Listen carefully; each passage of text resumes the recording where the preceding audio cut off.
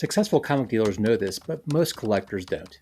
It's how CGC census data changes across years and reflects comic value, rarity, and condition. The key to unlocking these secrets lies with a tool conjured up by a data wizard with a PhD in computer science. It's revolutionized the way that I think about comic books, and it may do the same for you. In just a moment, I'm going to press play and unleash data representing over 90 years of comic books. But before we can analyze trends, we've got to understand a single dot. When CGC grades a book, they record the grade and add the book to their database, the CGC Census. For the very first book, they've recorded 19 submissions. And here you can see how many books have been encapsulated at each grade. Averaging across the books that have been unrestored, we get about a 5.0. Let's swing on back to the graph. On the horizontal axis, we have average CGC grade for a book, and on the vertical axis, the total number of books graded. Here you have it, Funnies on Parade, no number at 19 copies and an average grade of 4.9. Let's take a look at all the other books from 1933. There's only 5. Yes, y'all, this is the very first year of comic books. Moving over slightly, we see Century of Comics, no number at slightly fewer copies and a slightly higher grade. Hopefully you've got a feel for this now. Let's dive in. You're going to see each year from 1933 until today. Focus on the shape of the dots.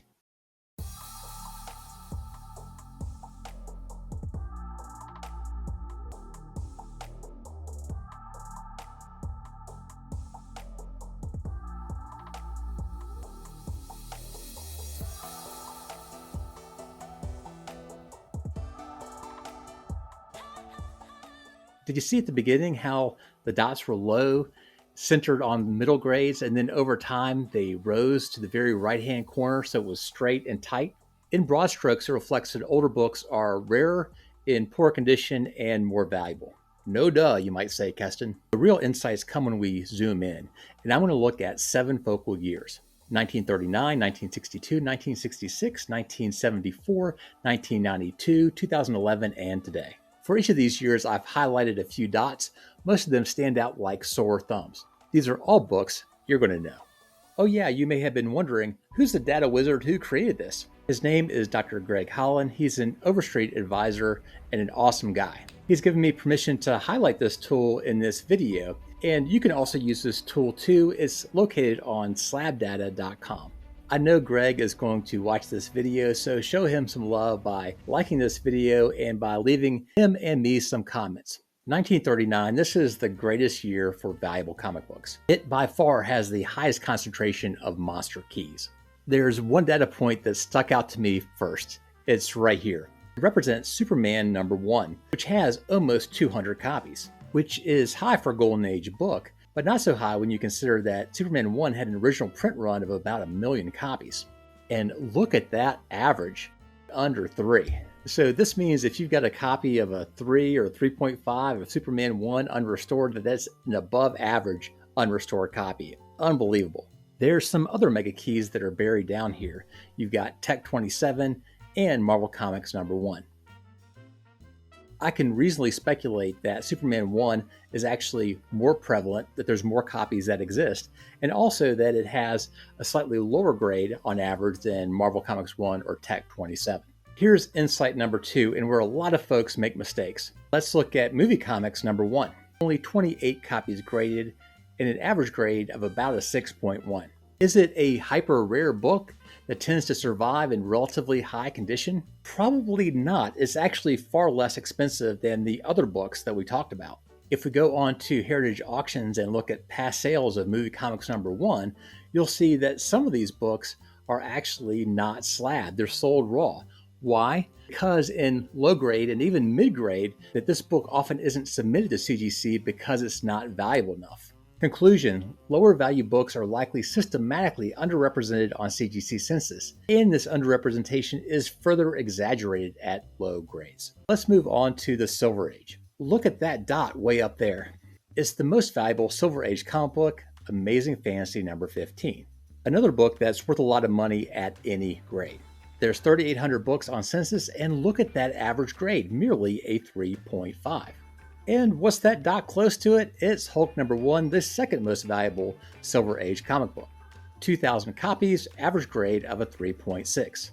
Journey into Mystery and Fantastic Four #5 are close by, with relatively similar CGC counts and average grade.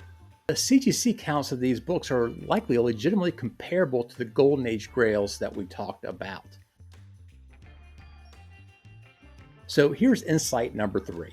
Early 60s Silver Age Grails are likely tens of times more prevalent than Golden Age Grails. Insight number 4. Early Silver Age Grails likely survive proportionally in similar grades as Golden Age. And this was a surprise to me. I thought that the rare Golden Age books were also a lot lower in grade proportionally, but that's not the case.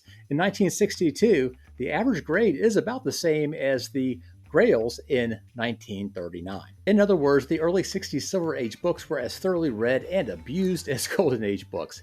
It's just that their survival rates have been much higher. It's in the mid-60s that people started thinking about comic books as more than just fun reading material.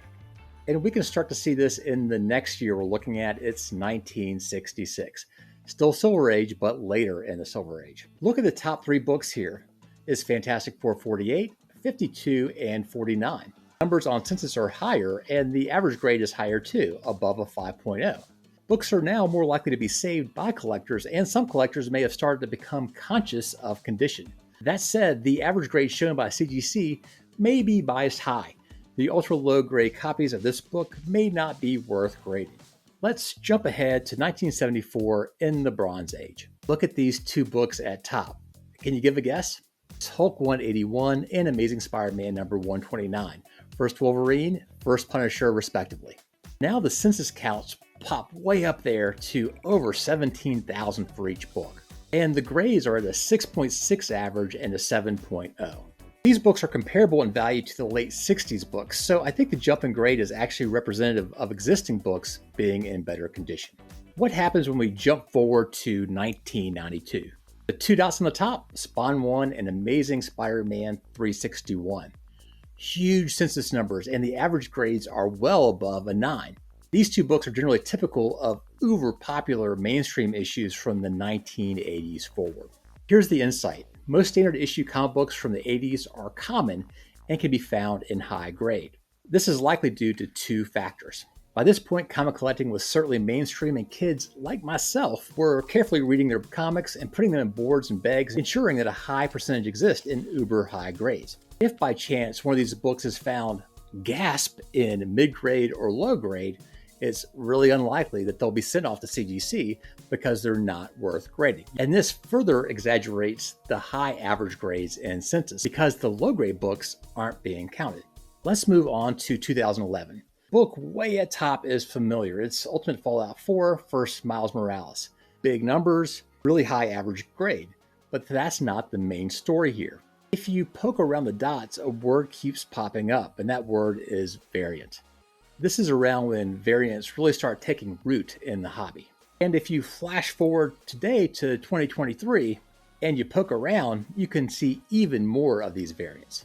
Insight number 6, ironically, when it comes to CGC graded books from 2010 forward, variants are more mainstream than standard issues. It's a time when rarity is manufactured and anything less than a 9.8 often isn't worth submitting to CGC. That's a far cry from Superman 1, Detective Comics #27, and Marvel Comics #1. Believe it or not, as rare as these comics are, they are not among the top 10 rarest grails, which you can check out in this video. Thanks so much for watching. Consider subscribing if you learned something new, and I hope to see you around real soon.